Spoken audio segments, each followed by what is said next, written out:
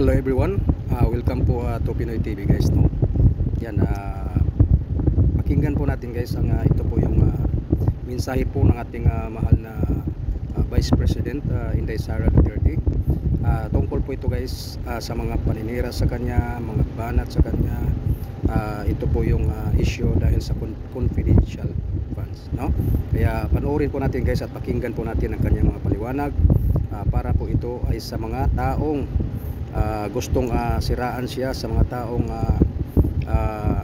kumukontra sa kanya, no? Kaya yun, pakinggan mo natin ang kanyang mensahe at suportaran natin guys ang ating mahal na Vice Presidente.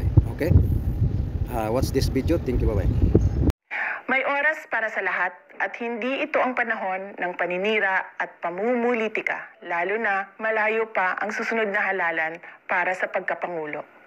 Higit na mahalaga ang ating pagkakaisa, pagtutulungan at pagiging handa para tiyakin ang ating mga pamilya ay ligtas at matatag sa darating na mga buwan.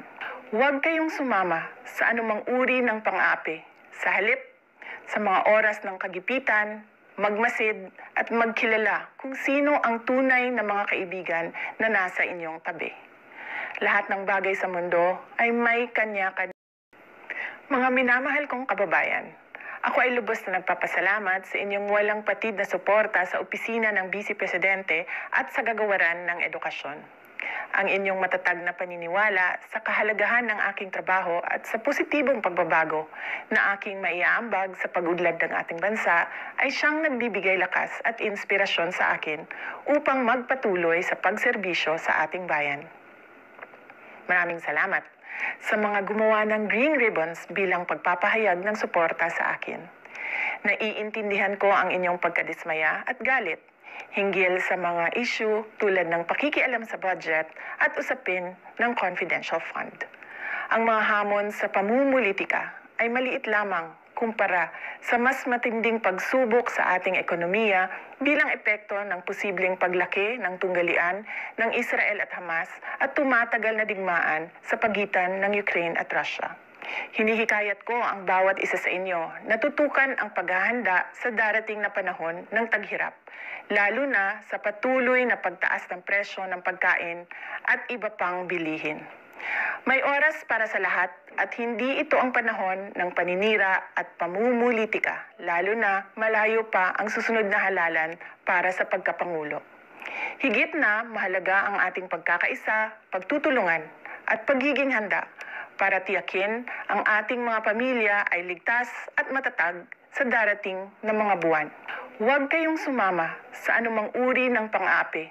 Sa halip, sa mga oras ng kagipitan, magmasid at magkilala kung sino ang tunay na mga kaibigan na nasa inyong tabi. Lahat ng bagay sa mundo ay may kanya-kanyang panahon. May panahon ng kapanganakan at kamatayan. Panahon ng pagtatanim at pag-aani. Panahon ng pagsugod at paghilom. Panahon ng pagwasak at pagtatayo. Panahon ng pagluha at pagtawa. Panahon ng pagluluksa at pagsayaw. Panahon ng pagkalat at pagtipon ng mga bato. Panahon ng yakap at panahon ng pag-iwas sa pagyakap. Panahon ng paghanap at pagtigil sa paghahanap. Panahon ng pag-iingat at pagtatapon. Panahon ng pagpunit at pagtahi. Panahon ng katahimikan at panahon ng pagsasalita. Panahon ng pagmamahal at pagkapuot. Panahon ng digmaan at panahon ng kapayapaan. Sa bawat yugto ng ating buhay, mahalaga na piliin natin ang kabutihan, pagkakaunawaan at pagkakaisa.